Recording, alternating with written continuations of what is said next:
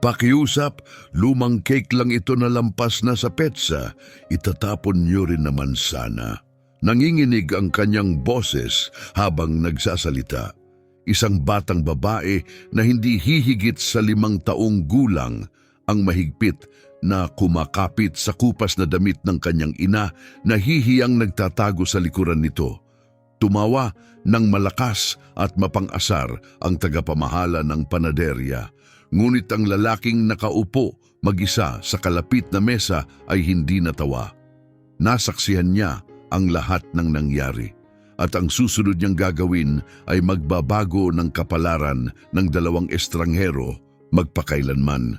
Tumunog ang kampanilya sa pinto nang pumasok si Mariana sa panaderya ng Santa Clara. Mahigpit na hawak ang kamay ng kanyang anak.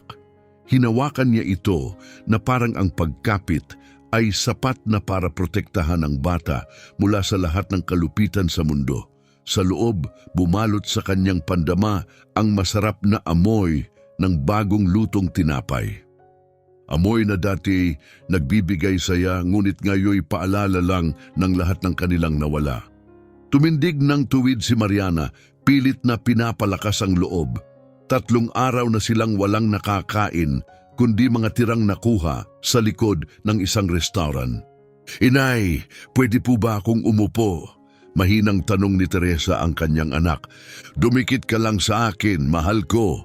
Mahigpit na pinisil ni Mariana ang maliit na kamay ng anak habang papalapit sila sa counter. 5 tao ang nauna sa pila. Maayos ang pananamit, komportable. Walang iniintinding pagkagutom. Nasilayan ni Mariana ang refleksyon niya sa salamin. Gusot ang buhok, may mantsa ang kanyang blusa, at bakas sa mukha ang matinding pagod. Hindi siya bagay sa maliwanag at mainit na lugar na ito. Ngunit ngayon ay kaarawan ni Teresa, 5 taon na siya. Ang tanging gusto ni Mariana ay mabigyan siya ng kahit isang hiwa ng cake. Pagtapat nila sa counter, sinipat siya ng tagapamahala ng panaderya, si Ricardo.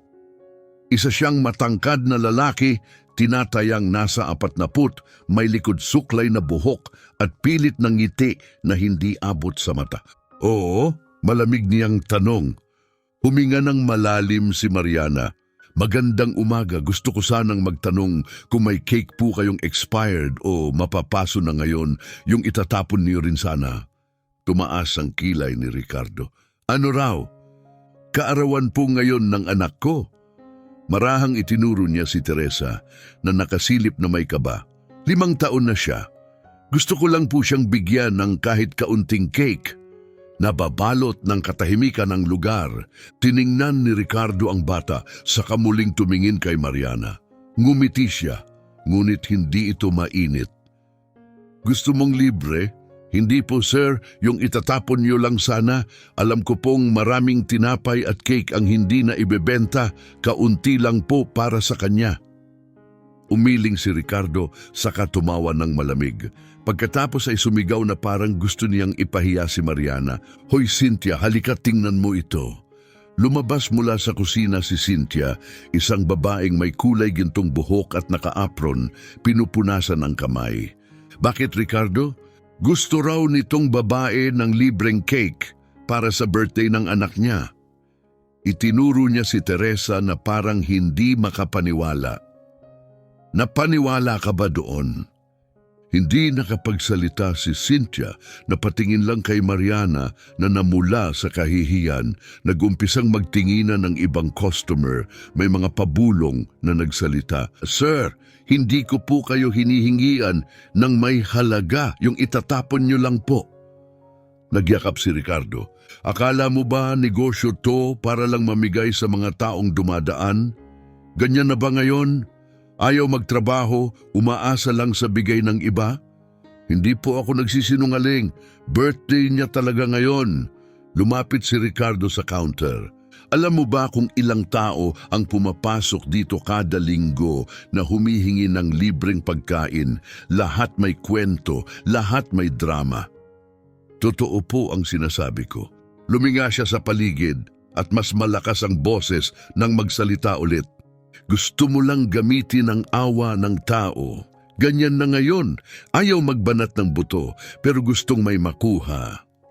Pinigilan ni Mariana ang luha. Hindi siya iiyak, hindi dito, hindi sa harap ni Teresa. Dati po akong may trabaho, hindi ko pinili ito. Tumawa si Ricardo ng sarkastiko. Oo nga naman, laging may dahilan, laging may trahedya. Sa likod ni Mariana napahikbi si Teresa. Inay, tara na po, mahina niyang sabi. Marahang pinisil ni Mariana ang kamay ng anak at umurong pa atras. Pasensya na po sa abala, mahina niyang tugon. Tumalikod na siya papalabas, pero hindi pa tapos si Ricardo. At para malinaw lang, sigaw niya, hindi kami namimigay ng pagkain dito, kahit lumang cake. Gusto mo ng cake? Pagtrabahuhan mo, bayaran mo. Ganon ang takbo ng buhay. Hindi na sumagot si Mariana, mahigpit lang niyang hinawakan ang anak at lumakad papalabas. Nagbigay daan ng mga tao pero walang tumingin sa kanila. Parang hindi sila nandoon. Tumunog muli ang kampanilya ng pinto. At sa pagkalapat nito, sakalang bumagsak ang isang luha mula sa mata ni Mariana. Tumingala si Teresa, malungkot ang mata. Wala tayong cake ngayon, di ba inay? Lumuhod si Mariana at niyakap ang anak. Magkakaroon tayo, mahal. Makakahanap ako ng paraan, pangako. Pero habang binibigkas niya iyon, wala siyang ideya kung paano niya tutuparin ito. Sa loob ng panaderya, bumalik si Ricardo sa trabaho na parang walang nangyari. Umiling si Cynthia halatang hindi komportable. Ngunit isang lalaki ang nakasaksi ng lahat at hindi siya lumingon palayo. Sa isang mesa sa sulok, nakaupo ang isang lalaking nagngangalang Francisco Aquino, kalahating ubos na ang kape at nakabukas ang dyaryo sa harapan niya. Tahimik niyang pinanood ang lahat ng nangyari. Sa edad na 52, may buhok na pilak at simpleng pananamit, maong at luma pero malinis na asul na kamiseta, hindi siya kapansin-pansin. Para lang siyang isang karaniwang customer. Walang makakaalam na siya mismo ang may-ari ng buong kadena ng panaderya, 12 tindahan sa buong lungsod. At ilang sandali lang ang nakalipas, nasaksihan niya kung paanong pinahiya ng isa sa kanyang mga manager ang isang inang naghihikahos at ang anak nito sa harap ng maraming tao. Tahimik na tinupi ni Francisco ang kanyang dyaryo, iniwan ang bayad sa mesa at tumayo. Wala siyang sinabi kanino man, basta lumabas lang siya ng panaderya. Ngunit hindi niya sila iniwan. Pinagmasdan niya si Mariana at Teresa habang lumiko ang mga ito sa kanto, mabagal na naglalakad at nakayuko. Tumigil siya sandali, huminga ng malalim, sa katahimik na sumunod sa kanila. Sa loob ng panaderya, bumalik si Ricardo sa likod ng counter na may mapanlikhang ngiti sa labi. Kinuha ang basahan at nagsimulang punasan ang salamin habang mahina siyang humuhuni na parang walang nangyari. Hindi mo naman kailangang maging ganun kabastos, mahina at mahiyain na bulong ni Cynthia habang inaayos ang mga bagong tinapay sa estante. Umiling si Ricardo, tinaas ang kilay. Bastos, mabait na ngayon. Pwede ko ngang ipatawag ang pulis. Cake lang daw na expired ang gusto niya. Ano ngayon? Itinapon niya ang basahan sa lababo at nagkibit balikat. Araw-araw may lumalapit dito na gusto ng libre. Pag sinimulan ko yan, magiging soup kitchen na tayo bukas. Hindi na sumagot si Cynthia. Wala rin namang saysay. Tila ba nasisiyahan si Ricardo sa pag-apak sa dangal ng iba, parang may hatid na kapangyarihan sa kanya. Lumapit sa counter ang isang matandang babae mula sa pila, may hawak sa kamay. Pasensya na po, sir. Sa tingin ko ito ay nahulog ng babaeng umalis kanina. Iniabot niya ang isang perang papel na 10 real. Tiningnan ni Ricardo ang pera. Oo nga. Tiniklop niya ito at isinilid sa bulsa. Kita mo, may pera pala pero namamalimos. Yan ang sinasabi ko, puro panloloko. Sumeryoso ang mukha ng matanda. Pero sir, sa kanya po yun, Hindi niyo ba ibabalik? Tumawa si Ricardo. Ibalik! Wala na siya! At kung magbalik pa siya, paalisin ko siya. Ayokong may namamalimos sa tindahan ko. Isang boses ang umaling ngaw-ngaw mula sa sulok ng panaderya. Tindahan mo?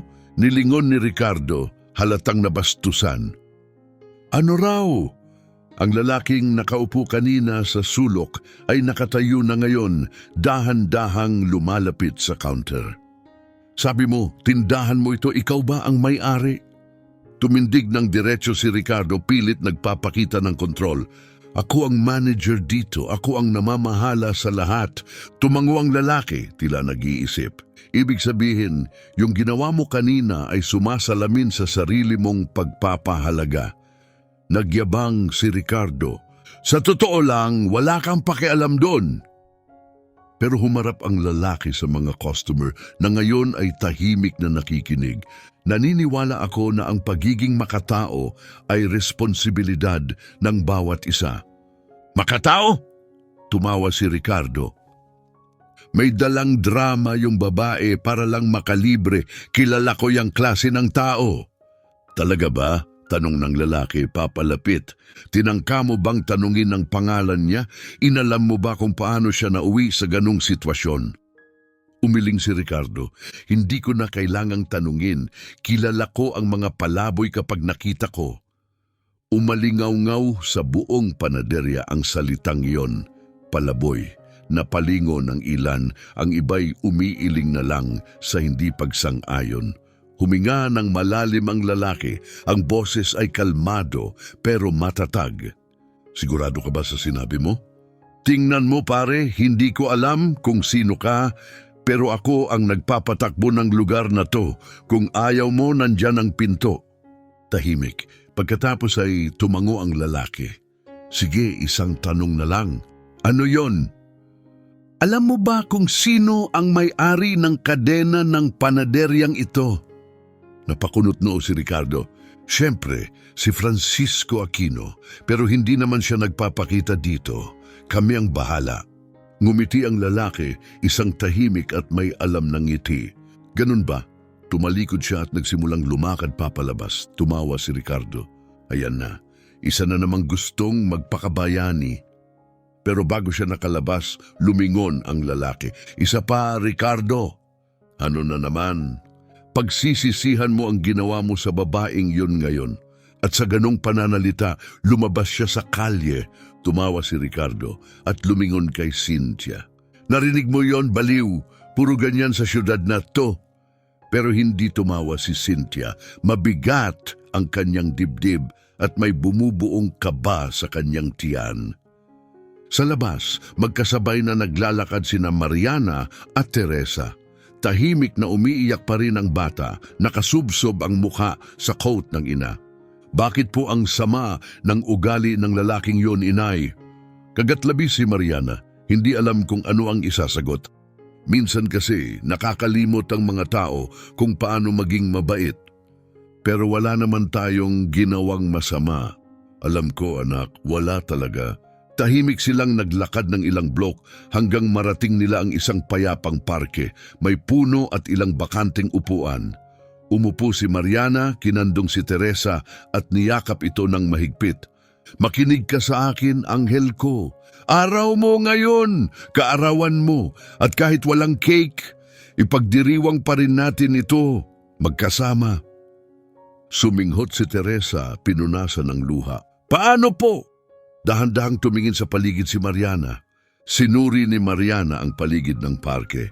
Nakita niya ang isang matandang mag-asawa na dahan-dahang nagpapakain ng mumo sa mga kalapating puti habang nakasandal sa kanilang tungkod. Nakita niya ang mga batang tumatawa habang tumatakbo ang mga saranggolang lumilipad sa itaas. Nakita niya ang gintong sinag ng araw na sumisilip sa pagitan ng mga sanga ng puno. Kakanta tayo ng happy birthday, malakas at masaya, bulong niya na may mahinang ngiti. Tayong dalawa lang, tapos pareho tayong magwi-wish, yung totoong wish. Alam mo ba kung anong nangyayari kapag nag-wish ka gamit ang buong puso mo? Napatingin si Teresa sa kanya. Malaki ang mga matang puno ng pagtataka. Ano pong mangyayari? Nagkakatotoo ito, sagot ni Mariana, malambot ang tinig. Sa unang pagkakataon ng araw na iyon, ngumiti si Teresa. Talaga po? Oo, talaga. Dahan-dahang nagsimulang umawit si Mariana. Happy birthday to you sa araw mong kay ganda. Sumabay si Teresa, maliit at nanginginig ang boses pero matamis. Maligayang bati sa'yo. Pagkatapos ng huling nota, ipinikit ni Mariana ang kanyang mga mata at tahimik na nag-wish. Isang pagkakataon lang, isang mas magandang buhay para sa anak ko. Iyon lang ang gusto ko. Sa tabi niya, pumikit din si Teresa, mahigpit ang hawak ng maliliit niyang kamay. Pagmulat niya, tumingin siya sa kanyang ina. Nag-wish po ako ng cake, Mami. Ngumiti si Mariana kahit masakit. Magkakatotoo ang wish mo, mahal. Makikita mo. Yumakap siya kay Teresa, mahigpit, pilit na ipinagsasanggalang ang anak laban sa kalupitan ng mundo, gamit lamang ang kanyang yakap. At bigla may naramdaman si Mariana, parang may nanonood sa kanila. Tumingin siya sa paligid ng parke.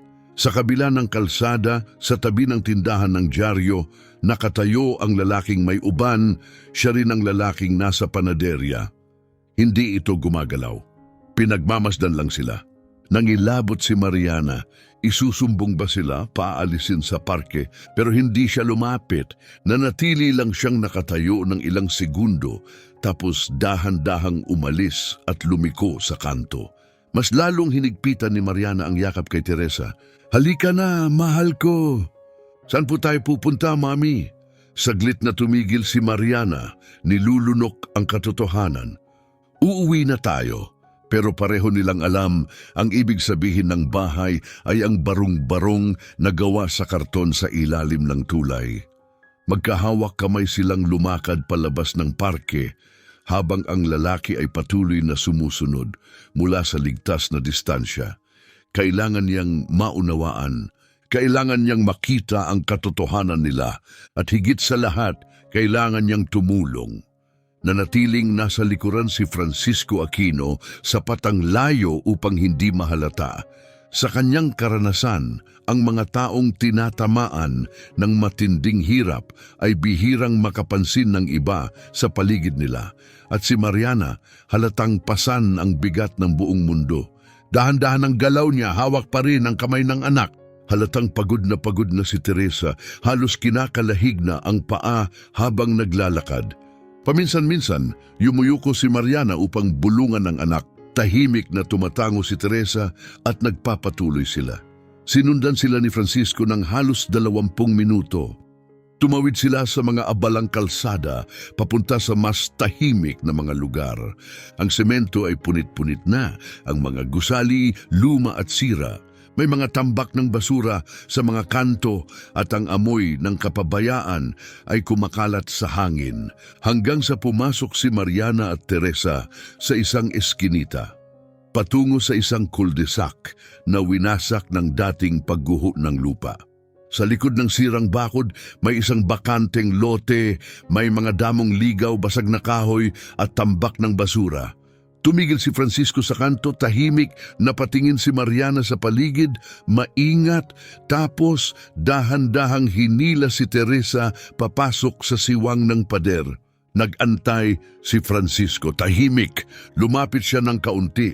Sa likod ng pader, lumitaw ang isang mas malawak na espasyo.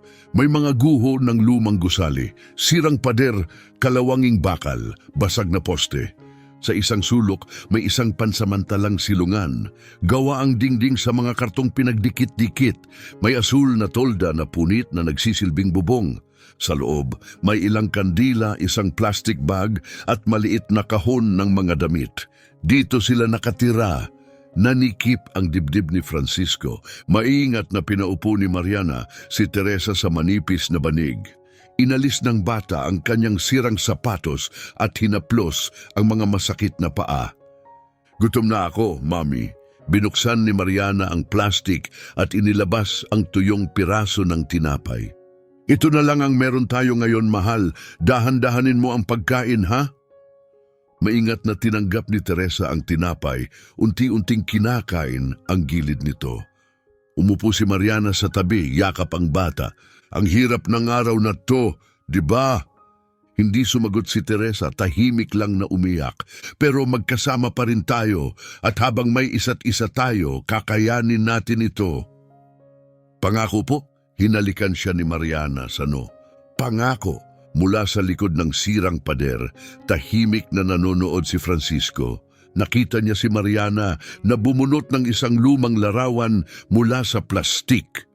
Matagal niya itong tinitigan, halos maluha. Larawan yon ng mas batang si Mariana, nakangiti, masaya.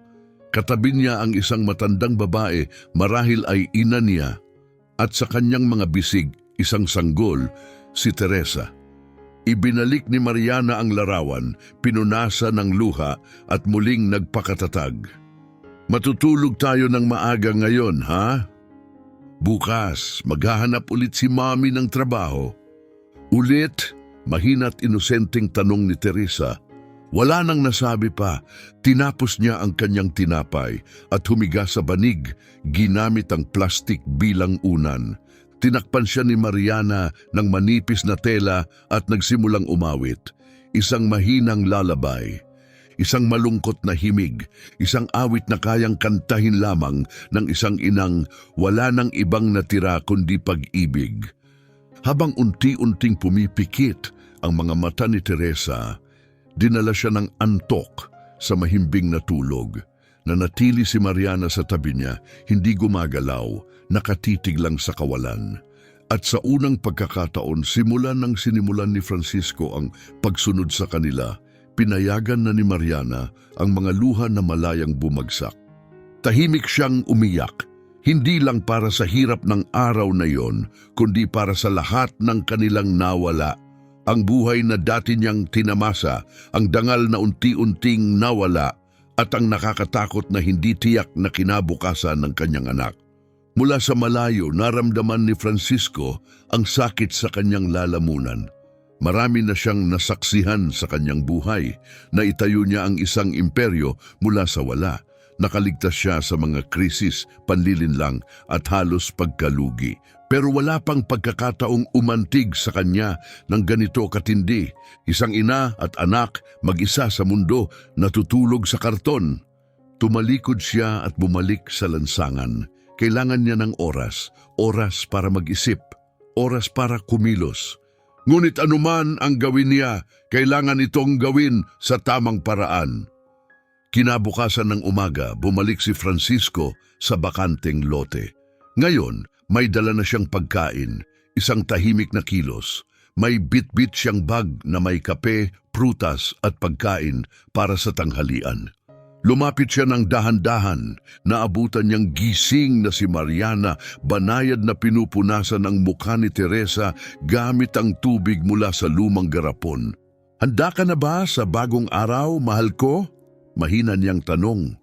Hinimas ni Teresa ang kanyang mga mata. Saan po tayo pupunta ngayon? Maghahanap si Mami ng trabaho sa ilang lugar, sagot niya. Kailangan mong manatili dito ng tahimik, ha? Mag-isa po? Sandali lang anak, pangako babalik agad ako. Mula sa di kalayuan, pinanood ni Francisco ang usapan, mabigat ang puso. Iiwan ni Mariana ang anak hindi dahil sa kapabayaan, kundi dahil wala na siyang ibang mapagpipilian. Pagkaalis ni Mariana, dahan-dahang lumapit si Francisco. Naupo si Teresa mag-isa, yakap ang sarili. Huminto si Francisco ng ilang hakbang ang layo. Hello? Mabilis na lumingon si Teresa, nagulat. Sino po kayo? Ako si Francisco. Nakita ko kayo sa panaderya kahapon.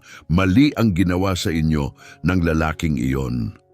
Nanlaki ang mata ni Teresa, tila naalala. Masama siya sa amin. Alam ko, sagot ni Francisco, mahinahon. At tama ang mami mo, may mga taong hindi mabait. Pero may iba rin na gustong tumulong. Kung papayagan mo ako, gusto kong tumulong. Tumingin si Teresa sa kanya ng may pagdududa.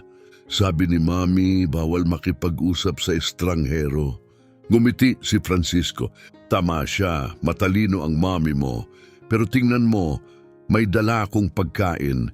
tinapay, prutas at juice. Hindi mo kailangang kunin, pero nandito lang kung gusto mo. Inilapag niya ang bag sa lupa at umatras.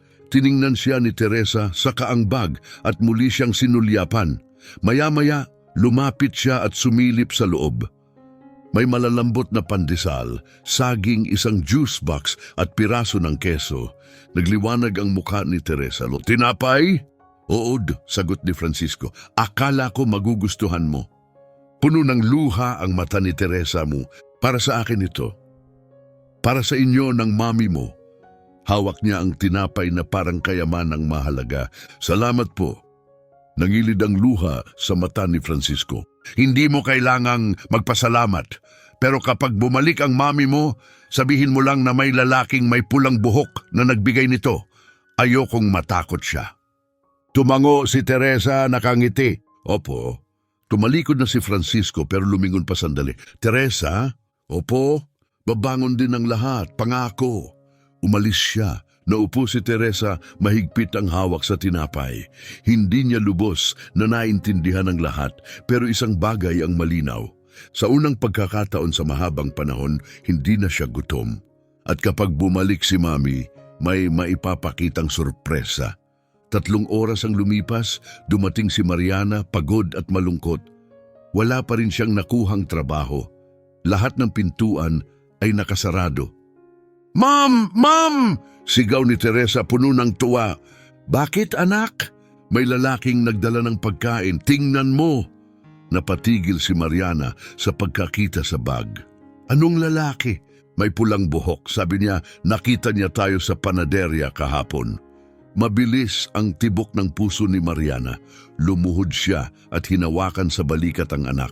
Hinawakan ka ba niya? Sinaktan ka ba niya? Hindi po, Mami, iniwan lang niya ang pagkain tapos umalis na. Kinuha ni Mariana ang bag, nanginginig ang mga kamay. Sa loob, may isang tuping papel. Binuksan niya ito at binasa. Hindi ka nag-iisa, magtiwala ka. Muling napuno ng luha ang kanyang mga mata. Sino ang lalaking yun? Bakit siya tumutulong? At ang pinakamahalaga, ano ba talaga ang hangarin niya? Gabing iyon, hindi natulog si Francisco. Mag-isa siyang naupo sa opisina, nakatanaw sa mga ilaw ng syudad. Malaki ang bahay niya, maganda, tahimik, sobrang tahimik. May 3 bakanteng silid, isang kusinang bihirang gamitin, katahimikan sa bawat sulok. 5 taon na siyang mag-isa mula nang pumanaw ang kanyang asawa dahil sa kanser. Palagi nilang sinasabi noon na balang araw, bubuo sila ng pamilya. Ngunit ang balang araw na iyon ay hindi kailanman dumating. Ngayon sa edad na 52, nasa kanya ang lahat. Kayamanan, ari-arian, negosyo, lahat. Maliban sa isang bagay, pamilya. Layunin. Hanggang sa makita niya ang babaeng iyon at ang anak nito. Kinuha niya ang telepono at tinawagan ng kanyang assistant. Jose, kailangan ko ng tulong mo. Magandang umaga, Ginoong Aquino. Anong kailangan ninyo? Hanapin mo ang babaeng ito, tahimik lang, bilisan mo. Ang pangalan niya ay Mariana. Hindi ko alam ang apelyido. Mga 38 taong gulang. May anak na babae, 5 taong gulang. Nakatira malapit sa overpass sa San Juan. Tahimik ang kabilang linya. Pwede ko po bang malaman kung bakit, sir? Hindi. Kailangan ko lang malaman kung sino siya, saan siya galing, paano siya nauwi sa kalye. Lahat. Gaano kabilis, sir? Sa loob ng 24 na oras. Kinabukasan, tumawag si Jose. Sir, nahanap ko na ang impormasyon. Sabihin mo lahat. Ang pangalan niya ay Mariana Peralta. 38. Tubong Belo Horizonte. Lumipat sa Sao Paulo 7 taon na ang nakalipas. Ituloy mo. May asawa, Rodrigo Silva, nagtatrabaho noon sa retail sales assistant. Mababa ang sahod pero regular. Nakatira sila sa inuupahang apartment sa West Zone. Anong nangyari? May pag-aalinlangan sa boses ni Jose. 2 taon na ang nakalipas na admit siya sa ospital.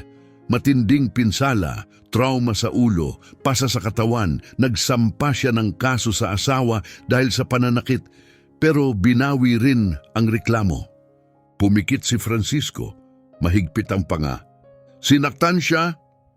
Opo, sir, at hindi iyon ang una.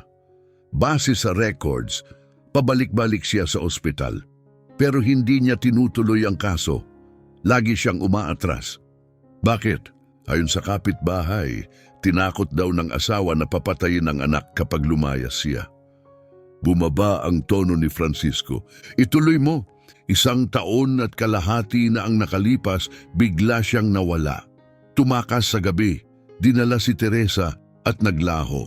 Simula noon, sa lansangan na sila nakatira. Minsan nang dumulog si Mariana sa pulisya, nagsampa siya ng formal na reklamo laban sa kanyang asawa dahil sa pananakit. Ngunit ilang araw lang ang lumipas, sa takot binawi niya ang kaso, isinara ito. Tumakas siya hindi para sa sarili, kundi upang iligtas ang kanyang anak. Ngunit kapalit nito nawala ang lahat. Ang trabaho niya, ang bahay niya, ang mga dokumento yan, yung dating buhay ay naiwan na lang parang anino. At dahil wala siyang pagkakakilanlan, hindi siya makakuha ng legal na trabaho. Hindi siya makaupa ng bahay. Hindi niya maipakita kung sino siya, naging invisible siya. Dahan-dahang huminga si Francisco, pinipigilan ang emosyon. At ang asawa niya, nasaan siya ngayon? Nakatira pa rin sa parehong apartment, sagot ni Jose. Nagtatrabaho sa gabi bilang gwardya sa isang nightclub. May record siya, 2 kaso ng pananakit, 1 tangkang pagnanakaw na ibinasura at dati na aresto sa maliit na kaso ng droga. Hindi na siya dapat makalapit sa mag-ina. Malamig ngunit matatag ang boses ni Francisco. Sir, kung maaari akong magmungkahi, dagdag ni Jose, kailangan ni Mariana ng abogado. Kailangan niyang humingi ng protection order. At higit sa lahat, dapat niyang maibalik ang kanyang pagkakakilanlan. Mga bagong dokumento, bagong pagpaparehistro. Kailangan din niyang tuluyang makalayo sa lalaking iyon. Tahimik si Francisco bago muling nagsalita, buong paninindigan. Jose, hanapin mo ang pinakamagaling na family lawyer sa lungsod, yung maaasahan, at simulan mong maghanap ng apartment. Walang luho, malinis lang, may 2 kwarto, ligtas at nasa maayos na komunidad. Opo, sir. Gusto ko! Lahat ng yan ay nakaayos sa loob ng linggong ito. Pero sir, hindi pa natin alam kung tatanggapin niya. Alam ko, sagot ni Francisco. Pero malalaman natin. Salamat, Jose. Miyerkules bumalik si Francisco sa abandonadong lote. Ngunit ngayon hindi na siya nanood mula sa malayo. Lumapit siya diretsyo sa barong-barong na gawa sa karton at tolda. Nakaupo si Mariana sa tabi ni Teresa, naghahati sa isang saging. Pagkakita sa kanya, agad siyang tumayo, pumesto sa harap ng anak. Sino ka? Anong kailangan mo? Tinaas ni Francisco ang mga kamay, kalmado. Ako si Francisco, ako yung nagdala ng pagkain kahapon. Nagliwanag ang mga mata ni Mariana sa luha. Bakit? Anong gusto mo sa amin? Wala, sagot niya, banayad.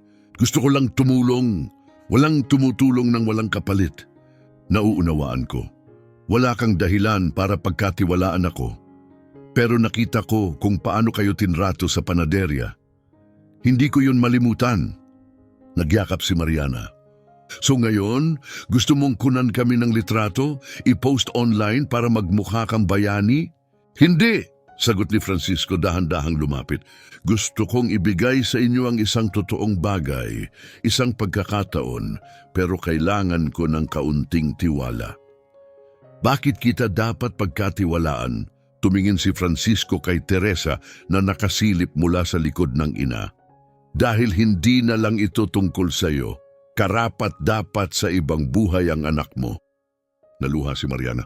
Akala mo ba hindi ko alam yon? Sa tingin mo pinili ko tong buhay na to? Hindi, sagot niya. Alam kong tumakas ka sa isang mapanganib na lalaki. Alam kong iniwan mo ang lahat para sa anak mo. At alam kong ginagawa mo ang lahat para mabuhay. Napako sa kinatatayuan si Mariana. Paano mo nalaman ang lahat ng yan?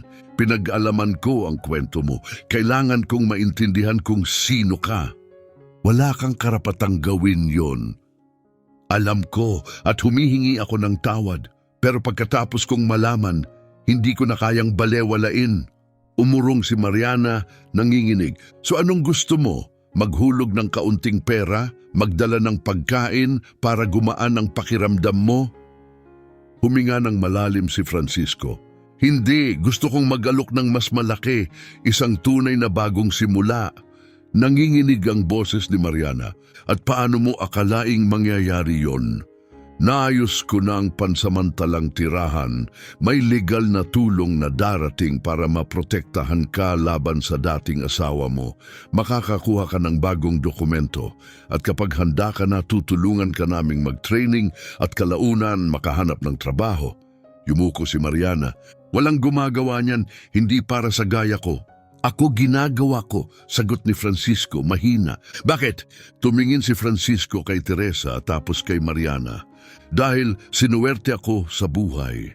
Nakatayo ako ng negosyo, yumaman ako, pero nawala ang pamilya ko. Matagal na akong mag-isa. At nang makita ko kayong mag-ina, may naramdaman akong matagal ko nang hindi nararamdaman. Sandaling tumigil siya. Isang layunin! Hindi agad nakasagot si Mariana. Tahimik siyang nakatayo, pinoproseso ang lahat. Wala akong hinihingi kapalit, dagdag ni Francisco. Wala akong gustong makuha sa'yo. Gusto ko lang tumulong na buuin mo ulit ang buhay mo. Lahat ay gagawin ng maayos, legal, may respeto. Ikaw ang may kontrol sa bawat hakbang. Tumingin si Mariana kay Teresa. Nakatingala ang bata, maliwanag ang mga mata, puno ng pag-asa. Mami, siya yung cake man. Napabuntong hininga si Mariana, malalim, nanginginig. Kung sasabihin kong oo, paano ito magsisimula? Una, sagot ni Francisco, aalis muna kayo rito. Ngayon, may pansamantalang apartment na para sa inyo habang inaasikaso ang mga legal na bagay. Tapos tutulungan kayong kumuha ng bagong ID, magpa-file ng protection order at unti-unting babalik sa tamang landas ang lahat. Darating ang panahon, sabi ni Francisco, na magtatrabaho ka. Hindi ka aasa sa awa ng iba. Kikita ka ng sarili mong sahod, gaya ng lahat. Anong klaseng trabaho? Tanong ni Mariana. Receptionist, customer service, yung trabaho na makakapagpatayo ulit sa'yo, yung ibabalik ang dignidad mo. Pumikit si Mariana sandali, parang hindi totoo, parang panaginip. Pero pagod na siya, pagod sa gutom, sa takot, sa gabing pinapanood ang anak niyang matulog na walang laman ang tiyan. Kung nagsisinungaling ka, bulong niya, napakasakit na kasinungalingan niyan. Pangako, sagot ni Francisco malumanay, hindi ito kasinungalingan. Tumingin si Mariana kay Teresa. Pagkatapos dahan-dahan siyang tumango, mahina pero matatag ang boses. Sige, tatanggapin ko. Sa unang pagkakataon sa mga araw na iyon, ngumiti ng tunay si Francisco. Halika na, ngayon din kunin niyo ang gamit niyo. Kinuha ni Mariana ang maliit na bag, ang lahat ng pag-aari niya. Hinawakan ni Teresa ang kamay ng kanyang ina. At magkasama silang lumakad palayo mula sa barong-barong na minsang naging kanilang tahanan. Hindi pa alam ni Mariana pero ang buong buhay niya ay malapit ng magbago. 3 araw ang lumipas at sina Mariana at Teresa ay nakatira na sa isang simpleng pero maayos na apartment sa timog ng syudad. Mayroon itong 2 kwarto, maliit na kusina at malinis na banyo. Hindi ito marangya pero ligtas ito. Tumakbo-takbo si Teresa sa loob, masayang-masaya. Ma'am! May sarili akong kwarto at totoong kama! Ngumiti si Mariana, bagamat may kaunting pag-aalinlangan pa rin sa kanyang puso. Nakapaligo siya ng mainit sa unang pagkakataon sa loob ng mahigit 1 taon. May malilinis siyang damit, may laman ang kanilang refrigerator, parang panaginip pero ang lahat ng ipinangako ni Francisco, tinupad niya. Nagsimula na ang abogado sa proseso ng protection order. Inaayos na ang kanyang mga dokumento, bagong ID, bagong record. At sa susunod na linggo magsisimula na si Mariana sa isang training course, customer service at basic computer skills. Ngunit may isang bagay pa si Francisco na kailangang tapusin bago umusad ang lahat. Kailangan niyang bumalik sa panaderya. Ipinarada ni Francisco ang kotse, isang bloke ang layo mula sa Santa Clara Bakery. Naka-t-shirt lang siya, maong at simpleng sapatos para magmukhang ordinaryong customer. Bandang 10:00 ng umaga, pumasok siya sa loob. Naroon pa rin sa likod ng counter si Ricardo tulad ng dati. Mayabang ang ngiti, may postura ng tao na akala mo'y may-ari ng mundo. Kumuha si Francisco ng tray, pumili ng tinapay at naupo sa isang mesa malapit sa pinto. Naghintay siya, hindi siya naghintay ng matagal. May isang matandang lalaki, payat at mukhang pagod, ang pumasok. Gusgusin ang Amerikana, mapungay ang mga mata, tahimik siyang pumila. Pagdating ng kanyang turn, yumuko siya ng bahagya at mahina ang boses. Magandang umaga po. May tinapay po ba kayong itatapon? Itinaas ni Ricardo ang kamay, naiinis. Ito na naman? Yumuko lalo ang matanda, halos nagmamakaawa. Hindi pa po ako kumakain mula kahapon, kahit anong hindi nyo na binebenta, kahit matigas na tinapay lang. Tumawa si Ricardo, malamig at mapang-insulto. Pakinggan mo, matanda, sinabi ko na noong 1 linggo, hindi kami namimigay ng pagkain dito. Kung gusto mong kumain, magtrabaho ka, magbayad ka. Wala na po akong natira, mahina niyang sagot. Di umalis ka, singal ni Ricardo. Simple lang yon. Yumuko ang matanda at tumalikod pero tumayo si Francisco. Sandali lang. Huminto ang matanda, napailing si Ricardo. Ikaw na naman? Lumapit si Francisco sa counter. Magkano ang isang bag ng tinapay? Nagkrus ang braso ni Ricardo. 25 reais. Kinuha ni Francisco ang pitaka at inilapag ang 50 sa counter. 2 ang kukunin ko. Isa para sa akin, isa para sa kanya. Tinitigan ni Ricardo ang pera sa katiningnan si Francisco, inis. Nagpapakabayani ka na naman? Hindi, sagot ni Francisco, kalmado, nagpapakatao lang. Napilitan si Ricardo na abutin ang 2 bag at itulak ito sa harap. Hayan, kunin nyo! Inabot ni Francisco ang isa sa matanda. Salamat, hiho, pagpalain ka ng Diyos. Walang anuman, sagot ni Francisco nakangiti. Umalis ang matanda, hawak-hawak ang tinapay na parang ginto, may luha sa mata. Pinanood ni Ricardo, mainit ang ulo pero tila hindi makaimik. Tumingin si Francisco sa kanya at sa malumanay pero matatag na tinig, sinabi niya, alam mo, hindi ito tama. Anong hindi tama? Yung nandito ka pa rin. Napakunot noo si Ricardo. Ano raw? Pinapahiya mo ang mga tao, binabastos mo sila. Akala mo ikaw ang hari rito, pero hindi ganyan ang takbo ng mundo. Lumapit si Ricardo, namumula ang muka. Pakinggan mo, Kop! Hindi, ikaw ang makinig sa akin, putol ni Francisco, buo ang boses. Binalaan na kita nun pa. Talaga? Tawa ni Ricardo. Binalaan mo ako, anong gagawin mo ngayon? Kakasuha mo ako, isusumbong mo ako. Ngumisi siya mayabang. Sige, subukan mo. Wala namang maniniwala sa'yo, sabi ni Ricardo. Pilit binabawi ang kontrol. Tahimik na kinuha ni Francisco ang kanyang telepono mula sa bulsa. Tama ka, sagot niya. Maaring hindi sila maniwala sa akin, pero baka maniwala sila dito. I-unlock niya ang screen at ipinakita ito, isang video ng panahong ipinahiya si Mariana at Teresa sa panaderya. Nanlaki ang mga mata ni Ricardo habang nakatitig dito. Sanggaling yan sa CCTV at sa sariling kuha ko, sagot ni Francisco. Nakita ko ang lahat at kinunan ko mismo. Hindi mo yan pwedeng gamitin, nanginginig ang tinig ni Ricardo. Ay, pwede, at gagamitin ko na. Ibinulsa ni Francisco muli ang telepono. At hindi lang yon, pinahiya mo rin ang matandang lalaki kanina. Nakuha ko rin yon sa video.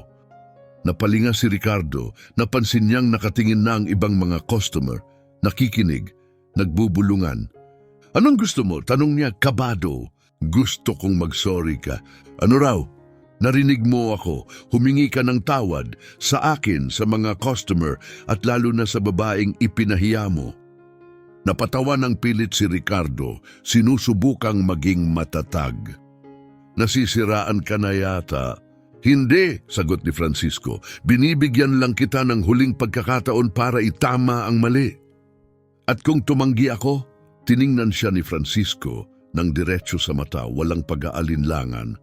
Ilalabas ko ang mga video sa boss mo, sa HR, sa media. Mawawalan ka ng trabaho at ng pangalan. Ngumisi si Ricardo, wala kang kapangyarihang gawin yan. Ngumiti si Francisco, maliit, halos malungkot. Ricardo, alam mo ba kung sino ang may-ari ng kadena ng panaderyang ito? Nagkrus ng braso si Ricardo. Siyempre, si Francisco Aquino. Iniabot ni Francisco ang kamay. Ikinagagalak kitang makilala, ako yon. Tumahimik ang buong lugar, mabigat at nakakabingi ang katahimikan. Namutla si Ricardo, nakatitig lang siya, namumulagat. Ikaw ang may-ari, pautal-utal niyang tanong. Ako nga at nakita ko ang lahat kung paano mo tinrato ang ina na yon, ang kalupitan, ang pagmamataas. Tumigas ang boses ni Francisco. Ngayon may pagpipilian ka. Mag-sorry ka at subukang maging mas mabuting tao o umalis ka ngayon din. Napalinga si Ricardo sa buong panaderya. Lahat ng customer ay nakatingin. Pati si Ines sa likod ng counter, nakatingin, naghihintay. Nagyakap si Francisco, ikaw ang magdesisyon. Nagalinlangan si Ricardo at sa unang pagkakataon sa mahabang panahon, nakaramdam siya ng hiya. Ako patawad, bulong niya. Mas malakas, utos ni Francisco, para marinig ng lahat. Huminga ng malalim si Ricardo, nag-aapoy ang pisngi sa kahihiyan. Patawad, sa lahat nagkamali ako. Tumango si Francisco. Mabuti, ngayon umalis ka. Ano? Tanggal ka na, simula ngayon, ipak mo ang gamit mo, lumabas ka. Parang magsasalita pa si Ricardo, pero ang tingin ni Francisco ay nagsabing walang saysay ang pagtutol.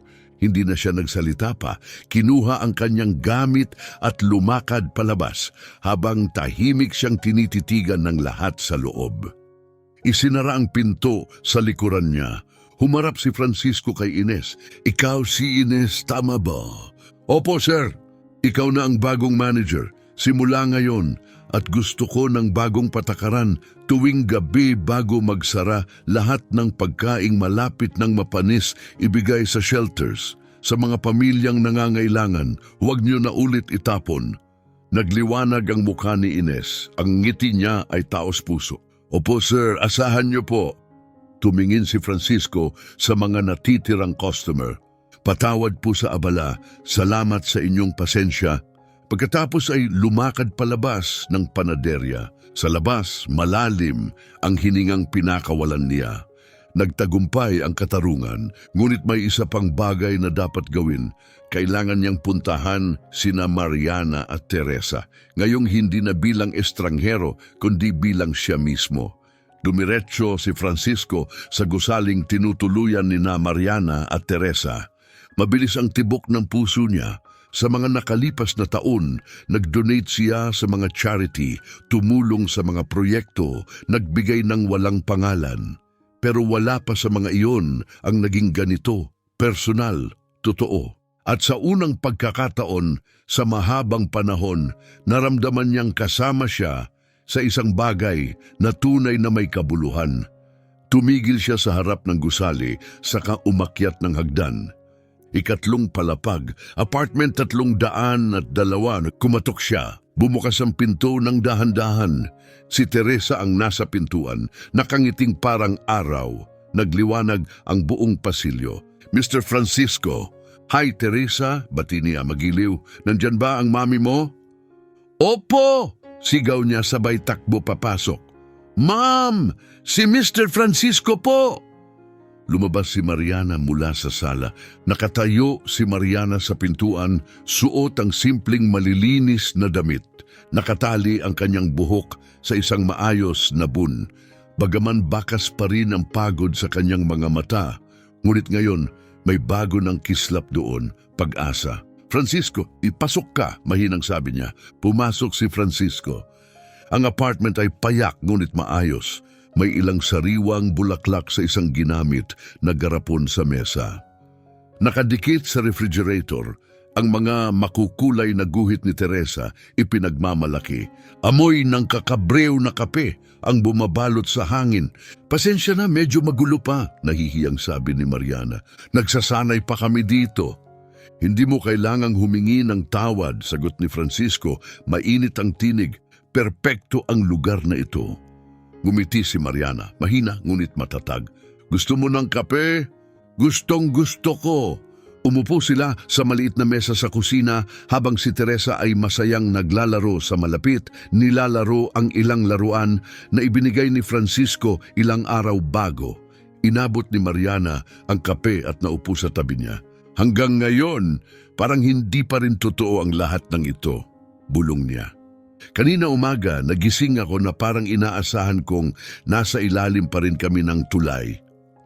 Hindi na kayo nandoon, sagot ni Francisco, may katiyakan sa tinig. Ito na ang totoo. Alam ko, pero parang panaginip pa rin. Tumingin siya sa kanyang mga kamay. Ang tagal kong walang-wala, ako mismo parang wala na rin.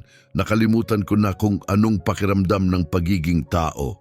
Lumapit si Francisco, mahinahon ng tono. Hindi ka kailanman tumigil sa pagiging tao, Mariana. Hindi ka lang nila nakita. Pero ang halaga mo, ang dignidad mo, nandoon palagi. Tumulo ang luha sa mata ni Mariana. Salamat sa lahat. Hindi ko alam kung paano ko mababayaran to. Wala kang utang sa akin, sagot ni Francisco. Pero gusto kong magpasalamat. Kapag may trabaho na ako, kapag kumikita na ulit ako, babayaran ko to. Umiling si Francisco. Ayokong bayaran mo. Ang gusto ko, mabuo mo ulit ang buhay mo. Lumaking ligtas si Teresa, may kinabukasan. Sapat na yon sa akin. Tahimik sa ilang sandali. Bakit mo talaga ginagawa to? Tanong ni Mariana, mahina ang boses. Tumingin si Francisco sa mesa saka nagsalita ng marahan. Dahil nang makita kita, naalala ko ang asawa ko. Napahinto ang paghinga ni Mariana. Asawa mo? Pumanaw siya 5 taon na ang nakalipas. Cancer. Tumingin siya sa tasa ng kape, mabigat ang alaala sa tinig. Masaya kami. Palagi naming pinag-uusapan ang pagkakaroon ng anak balang araw. Pero yung araw na yon hindi dumating. Masyado kaming naghintay hanggang sa wala ng panahon. Nakikiramay ako, bulong ni Mariana.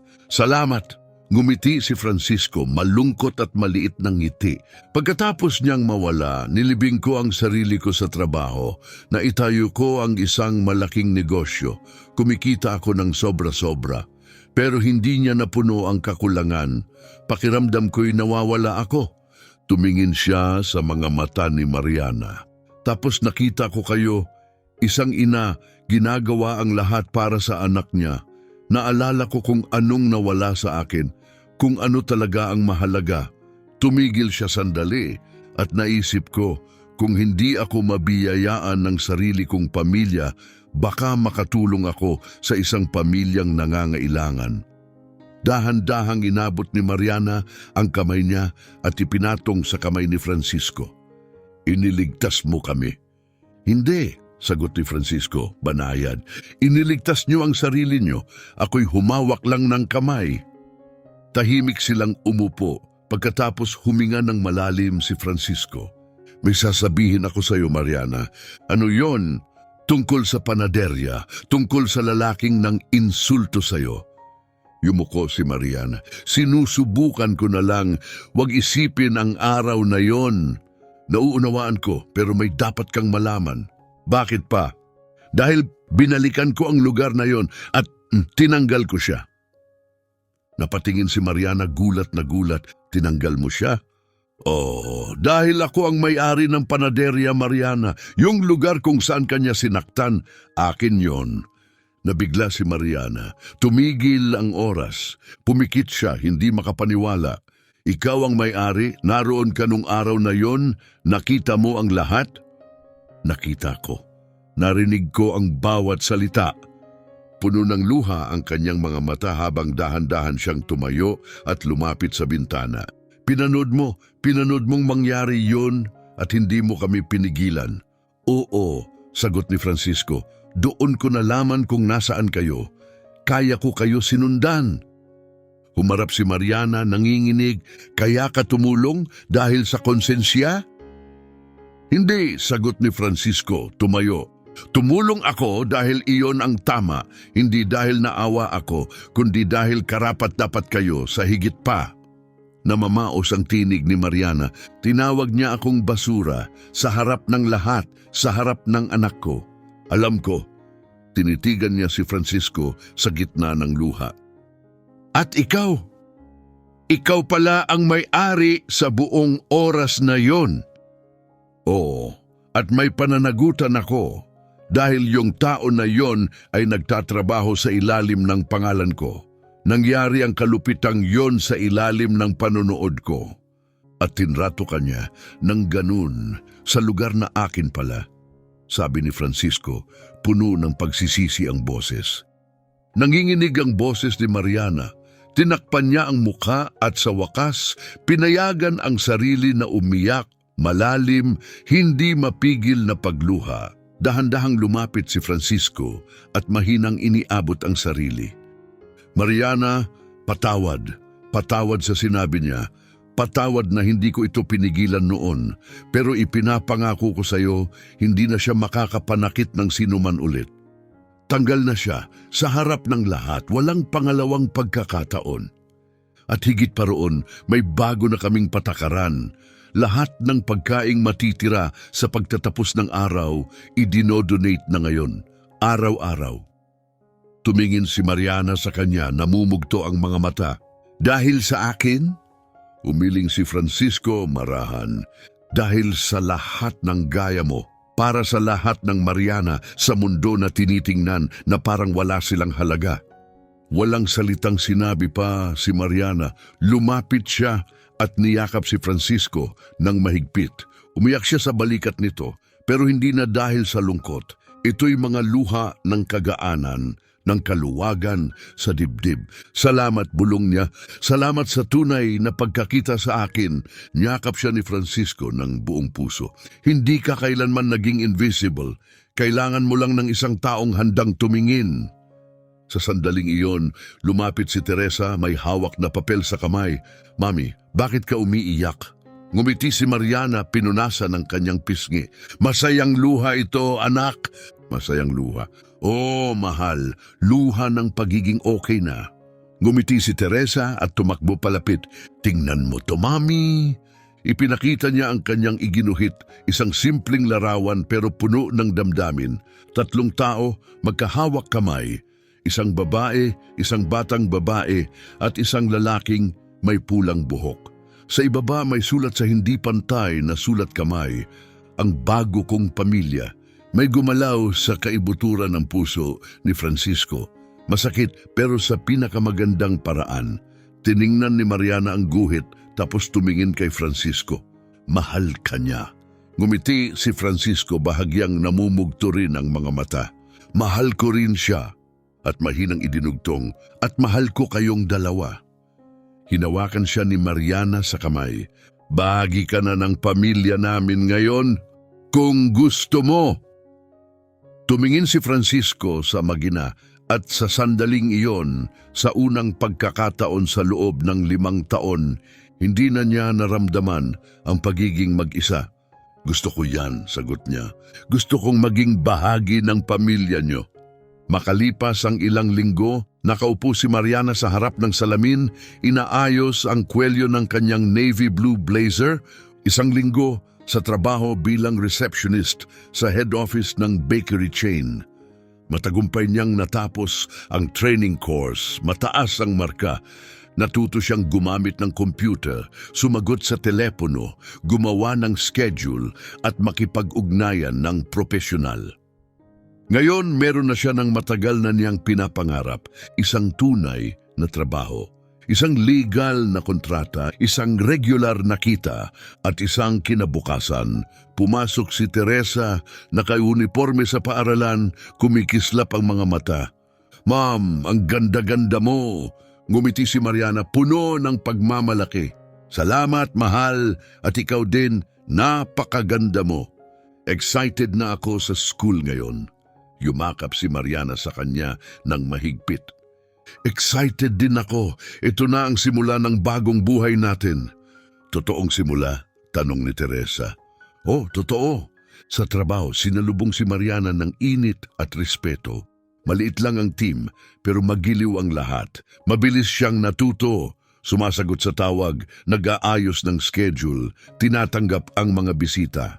At sa unang pagkakataon sa mahabang panahon, naramdaman niya na siya ay buo, kapaki-pakinabang, may tiwala sa sarili. Nakikita habang break time, dumaan si Francisco sa front desk. "Magandang umaga, Mariana." Ngumiti siya, professional. "Magandang umaga po, Mr. Aquino." Tumawa siya. "Mr. Aquino, halika na, tawagin mo na lang akong Francisco." Mahinang natawa si Mariana. "Sa trabaho, boss kita, dapat may respeto." "Ayos lang," sagot ni Francisco, nakangiti pa rin. "Okay naman ang unang araw mo?" "Oo, sobrang bait ng lahat." "Masaya akong marinig yan." Sandaling tumigil si Francisco tapos nagtanong, "Mariana, pwede ba akong magtanong?" "Siyempre, ano yon?" "Kaarawan ni Teresa ngayon, di ba?" Nagliwanag ang mga mata ni Mariana. "Oo, 6 na taon na siya." "Kung wala kayong plano, gusto ko sanang magdiwang kasama kayo. Simple lang, hapunan at cake." Muling naluha si Mariana sa tuwa. "Francisco, hindi mo kailangang gawin yan." "Alam ko," sagot niya banayad, "pero gusto ko." Tumango si Mariana, nanginginig ang tinig. "Kung ganon, masayang-masaya kami." Kinagabihan, dumating si Francisco sa apartment nila.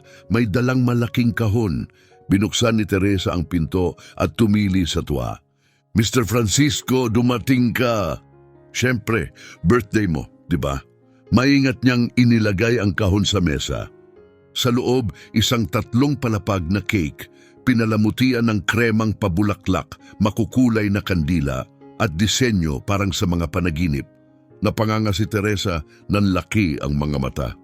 "Ito na ang pinakamagandang cake na nakita ko." Tumayo si Mariana, tinakpan ng bibig, puno ng pasasalamat. At sa unang pagkakataon sa buong buhay nila, isang kaarawan lang ito. Walang takot, walang kahihiyan, walang gutom, puro saya, puro pag-ibig, at isang kinabukasan sa wakas, isang kinabukasan na nagsimula rito mismo sa isang maliit na apartment, kasama ang isang cake, 3 puso at isang bagong pamilya. "Francisco, ang ganda nito," sabi ni Mariana. Puno ng init ang boses. "Para sa iyo lang ang pinakamahusay." Sagot niya na may banayad ng ngiti. Sabay silang tumawa, sabay silang nagdiwang, sabay silang nagpasalamat para sa lahat.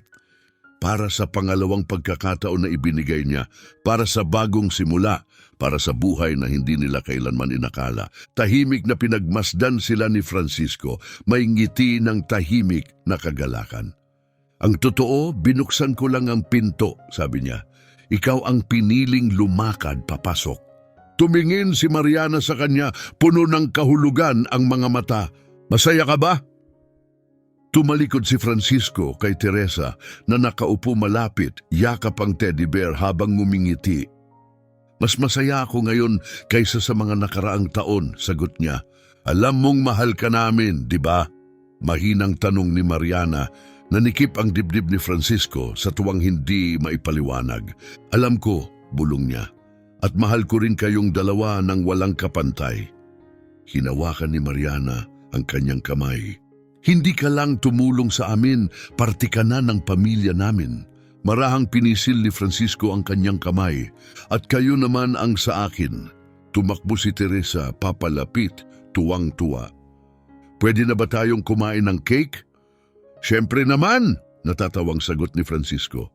Magkahawak kamay silang tatlo, naglakad sa parke, magaan ang bawat hakbang. Habang naglalakad, lumingon si Mariana patungo sa lumang bangko. Doon nagsimula ang lahat.